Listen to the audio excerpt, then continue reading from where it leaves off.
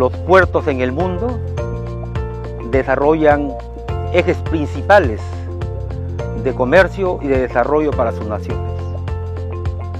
Antiguamente en esta parte del continente eran considerados solo y únicamente como centros y unidades de defensa nacional y para dar empleo a la gente local.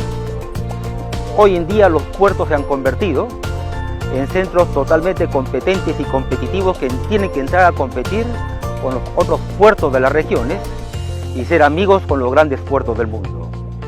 Los puertos son los nodos concentradores de carga, donde permite la mega concentración de la carga para disminuir sus costos.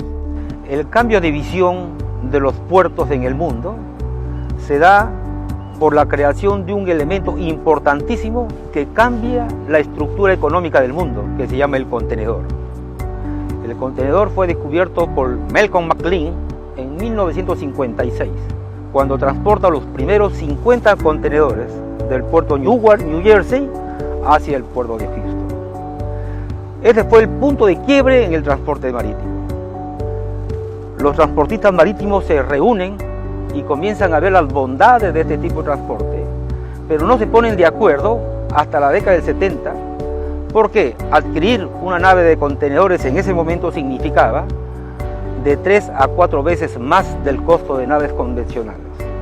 ¿Y por qué logran un acuerdo los transportistas marítimos en el mundo? Porque el transporte de contenedores significaba menores riesgos en seguros, menores tiempos de estadía en los puertos, porque recordemos que los puertos antes del contenedor pasaban de 25 a 30 días, a 30% de su vida útil en los puertos del mundo. Dejaba de ser negocio, era riesgoso y las mercancías se perdían mucho en los puertos del mundo.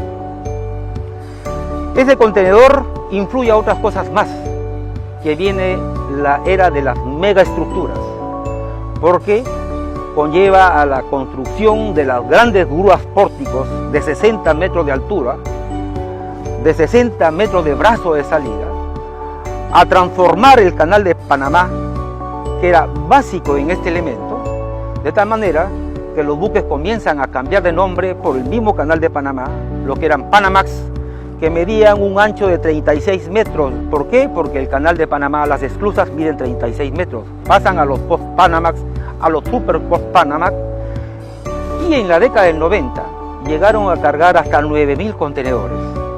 En esa época, los economistas líderes en economía del transporte marítimo anunciaban al mundo que los buques no podían crecer más porque las economías marítimas en el mundo quebraban. Sin embargo, hoy tenemos buques triple económicos, eficientes y ecológicos que transportan 21.000 contenedores. Ya se tiene un convenio con Nicaragua para hacer un canal de 240 metros de ancho por 40 metros de profundidad, y que yo anuncio que en los próximos 20 años tendremos buques de 50.000 contenedores surcando el mundo. Este elemento del contenedor coadyuva a otras cosas más, aparte de las megas infraestructuras portuarias, que es la construcción de las grandes vías rodoviarias y ferroviarias que alimenten directamente a los puertos. Nacen los operadores del transporte multimodal y los operadores de transporte marítimo. ¿Quiénes son los operadores de transporte multimodal? Aquellos que han logrado juntar todas las rutas para que la carga llegue al barco en un solo elemento y un solo responsable. Antiguamente, recordemos que el exportador tenía que conseguir agencia marítima, agencia de carga, agencia de aduana, transportista terrestre, transportista marítimo, y hoy el operador de transporte multimodal es uno solo que logra ese elemento. Nacen los operadores de transporte marítimo y las grandes alianzas y fusiones internacionales de las grandes empresas en el mundo, porque las marinas mercantes nacionales que nacieron y se conservaron hasta la década del 70 por la reserva de flete que se manejaba en el mundo, al no modernizar sus naves, ni los puertos quedan fuera de la competencia portuaria y del transporte marítimo, de tal manera que nacen las grandes alianzas del transporte marítimo, como la United Alianza entre Maersk y Sealand, la nueva alianza del mundo, de la P&O Netloy, la Hapag-Lloyd, la Orient Overseas International Line, la Malaysian Lines, etcétera, etcétera, etcétera. Nacen las 4 importantes alianzas marítimas y eso coadyuva a que en el mundo entero las economías cambien, porque de afuera comienzan a ver esas alianzas con mucho éxito, y en tierra, en el mundo, los grandes bancos comienzan a fusionarse, las grandes empresas comienzan a fusionarse, y eso se llama la globalización económica. Ese elemento contenedor nos ha llevado a la nueva estructura económica que hoy disfrutamos. La aparición de los operadores de transporte marítimo y transporte multimodal originan una competencia portuaria en el mundo que cambia la estructura y el posicionamiento de los puertos. Desde la década del 90 se logran imponer entre los 10 principales puertos del mundo, 5 puertos de China, siendo el principal puerto Shanghái, que mueve actualmente aproximadamente 36 millones de contenedores. Continúa el puerto de Shenzhen. Después, en quinto o sexto lugar tenemos a Busan, y el segundo puerto en el mundo queda relegado a Singapur. De tal manera que en el Asia en este momento se encuentran los 10 principales puertos del mundo. En Europa los puertos quedan rezagados, de tal manera que el puerto de Rotterdam pasa a ocupar en este momento el 11º lugar en el mundo. ¿Y por qué logran su posicionamiento los principales puertos del mundo? Estamos hablando de Shanghái y de Singapur como las primeras fuentes de desarrollo portuarios a imitar. Y ese es el mensaje que tenemos que dar hoy al puerto de Callao. Esos puertos logran su desarrollo en base a la petroquímica, en base a la concentración de la carga, su desarrollo portuario ganándole terreno al mar, desarrollando los puertos y manejando con grado de excelencia el binomio ciudad-puerto. Puertos creciendo, puertos desarrollándose con una responsabilidad social muy cercana a las ciudades y unas ciudades en paz. No olvidemos que el desarrollo de las ciudades en paz significa que las estructuras rodoviarias y ferroviarias no interrumpan el normal desarrollo de los ciudadanos, y eso es lo que tenemos que hacer acá. Tenemos que imitar al puerto de Shanghái, que maneja 3 puertos a la vez con una sola autoridad portuaria, y no solamente esos 3 puertos, sino también la zona de actividad logística y todas las actividades relacionadas a la actividad portuaria. Tenemos al puerto de Hongqiao, Guangzhou y Yanshan. Igual pasa en el caso de Singapur. El puerto de Shanghái tiene una extensión de 120 kilómetros con terminales. Mientras acá en el puerto del Callao, con la modernización portuaria y la nueva concesión portuaria, tenemos 3.372 metros lineales de puertos. Y nosotros tenemos que ver un puerto a futuro con infraestructuras rodoviarias, ferroviarias y pensando en la competencia portuaria. ¿Y cuál es la competencia portuaria en esta parte de la región? Tenemos al puerto de San Antonio, que trabaja de la mano con el puerto de Valparaíso, que compiten con el puerto de Callao. Tenemos al puerto de Guayaquil, al puerto de Buenaventura, y en Ecuador, que están mirando también al puerto de Esmeralda como un polo de desarrollo, que puede ser la competencia en el Callao. Pero los puertos en ese tema de competencia tienen que ver sus fortalezas y debilidades.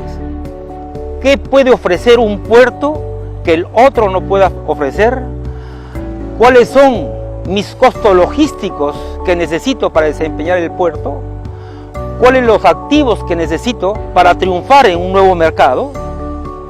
Y si me es necesario involucrarme en otro tema de negocios y voy a debilitar al puerto. ¿Qué es lo que el puerto del Callao puede ofrecer frente a esta competencia portuaria? La seguridad. Recordemos, y en este tema es muy importante, que nuestra costa está amenazada con un gran tsunami, con olas de 5 a 8 metros, que va a destruir al puerto del Callao como centro concentrador de carga en el Perú y mega concentrador de carga en la región, y va a destruir a la ciudad. Y la seguridad que el puerto del Callao puede vender, no puede darla a Valparaíso, no puede darla a San Antonio, no puede darle a Esmeralda y no puede darle a Guayaquil. Nosotros somos los únicos que tenemos que apostar por el tema de seguridad nacional, cuidando al puerto del Callao con una mega infraestructura terrestre, rodoviaria y ferroviaria que impulsarán y asegurarán el desarrollo del puerto y el desarrollo nacional. Y esa es la visión y esa es la meta que nosotros tenemos que vender a futuro. Y esa es la responsabilidad por la que hoy estamos asumiendo justamente esta función para decir lo siguiente: el Callao puede ser grande y los peruanos con el Perú también como primer centro exportador de la región. Asegurar el puerto del Callao significa construir muros de contención desde la isla San Lorenzo hacia la altura del río Rímac y de ahí una carretera rodoviaria y ferroviaria hasta la Panamericana Norte, donde se debe construir lo que construyeron los grandes puertos del mundo como Shanghái y Singapur, los grandes centros industriales con zonas francas, zonas de actividad logística, que permitan reconvertir la materia prima y llenar de carga al puerto. En este momento solamente recibimos carga y no podemos exportar nada. Y los pocos que exportamos son los commodities. ¿Qué cosas son los commodities? Los minerales, los cereales, lo que nos da la naturaleza, y eso tenemos que cambiar.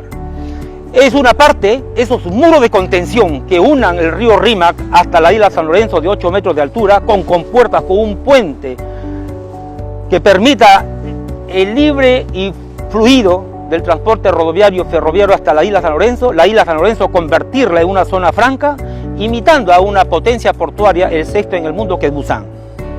¿Qué hace Busan con sus islas? Son los grandes centros de construcción y reparación naval, los grandes centros industriales de construcción de vehículos, de piezas claves para la exportación, y acá tenemos unos monumentos a la nada y que hoy tenemos que utilizarlo. La isla San Lorenzo, justo junto con la isla de Frontón.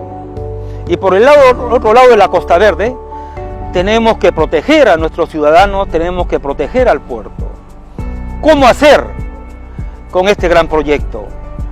Tenemos que desde la punta o desde Chucuito hacer una vía sobre el mar de 8 metros de altura hasta la misma isla San Lorenzo, y la isla San Lorenzo unirla con la isla de Frontón, que está totalmente abandonada en este momento.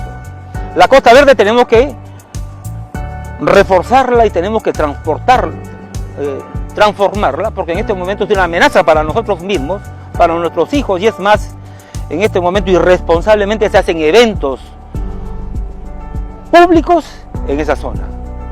Y estamos amenazados por tsunamis, lo que dicen los científicos, de 5 a 8 metros. Nosotros tenemos que elevar muros de contención pegados a los acantilados de 8 metros de altura, de ahí techarlo a una distancia hacia el mar de 100 metros, 60 metros más, y hacer que ese muro de contención con techo salga aproximadamente 320 metros hacia el mar. ¿Cómo vamos a costear este proyecto? Porque este proyecto significa aproximadamente entre 25.000 y 30.000 millones de dólares. Sobre esos 100 metros que estamos techando la Costa Verde, vamos a permitir que en la parte inferior hacer la vía de transporte turístico más importante de Sudamérica, con aproximadamente 15 kilómetros, que unido a la isla San Lorenzo significa 20 kilómetros por ese lado, y por el río Rímac hasta la Panamericana Norte significan 50 kilómetros de carretera. Eso es lo que cuesta 30.000 millones de dólares. Pero si nosotros el área techada de los acantilados a 100 metros hacia el mar, vendemos los aires, significa que el metro cuadrado lo podemos vender a $10.000 el metro, y en la parte inferior, que va a servir de vía de transporte en los 100 metros, 160 metros hacia adentro se puede hacer los centros comerciales más grandes de esta parte del continente, de tal manera que este gran proyecto se puede autofinanciar y evitar que pase lo que pasó en 1746, donde solamente sobrevivieron aquí en el Callao aproximadamente 2.000 habitantes.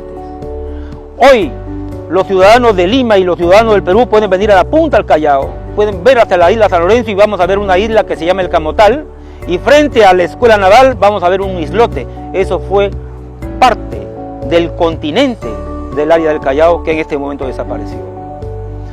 Y en ese momento la tecnología no nos ayudaba tanto. Hoy sí, los científicos están anunciando y tenemos que tomar la medida de previsión y prevención.